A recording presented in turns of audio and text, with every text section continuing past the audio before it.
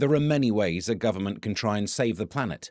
Plant trees, invest renewables, stop pretending that HS2 was ever a good idea. But Ed Miliband has gone for a different approach. He's coming for your underfloor heating and your towel rail.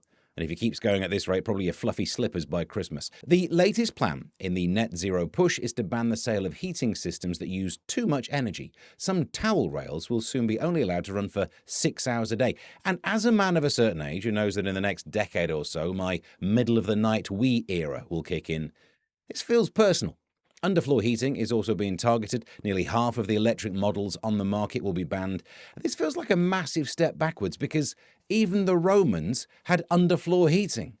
We are aiming for a pre-Roman Britain in a bid to cut our carbon.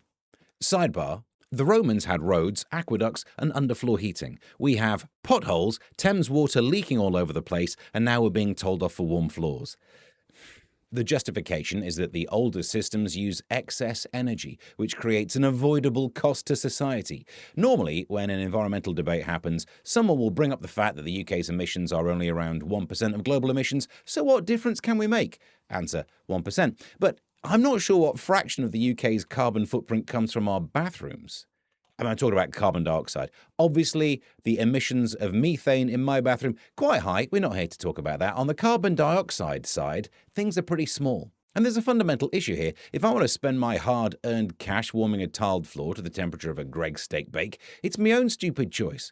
If I want a towel rail that runs all day because I enjoy the luxury of not smelling like a tramp when I've showered, that's between me and the other consenting adults in my bathroom. We're told this is all about saving households money. The official estimate, saving of £8 a year. £8! That's 2 Pret sandwiches, or, depending on if you're watching this a month from now, 1 Pret sandwich. £8 spread across 12 months is 66p a month. We're literally in the Freddo price range. Meanwhile, the new efficient systems cost more up front, and the government has said that manufacturers will pass on the cost directly to the consumer in full.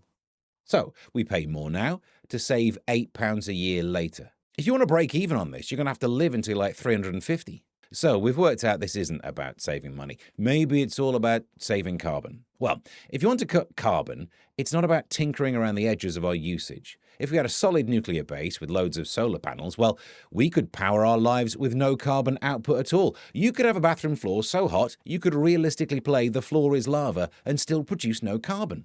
Trying to reduce carbon output without changing the source of energy is pointless, and I can prove to you why. The amount of energy I could save by me having wet towels will be more than offset by my use of AI. And here's a picture of me in a bikini. That will have used more energy than I will have saved by having a cold floor. You extrapolate that across all of the people who would love to see me in a bikini, and you realize our energy use is just going to go up. You can't solve the problem at the usage end. Surely the image of a future society should be plentiful energy, not a land of restrictions that leaves us thinking of ancient Roman floors with envy. Stick solar panels on the roofs. Stick them on the warehouses. Stick them on every new build for all I care. Stick them on the Houses of Parliament so MPs can experience the thrill of being useful for once. Governments don't actually want us to have lower energy prices because they're getting a cut of what we spend through duties and VAT. And it also looks like they don't really want to cut carbon. They want to outsource production so we can pretend that carbon emitted elsewhere on the planet is different to carbon emitted here. So we end up with a policy that bans things that people like, raises costs in the short term that will never really pay off, and gives ministers the warm glow of doing something. Meanwhile, the rest of us are left tiptoeing across cold tiles, clutching damp towels, and wondering how we became a nation where the government regulates what happens in your bathroom.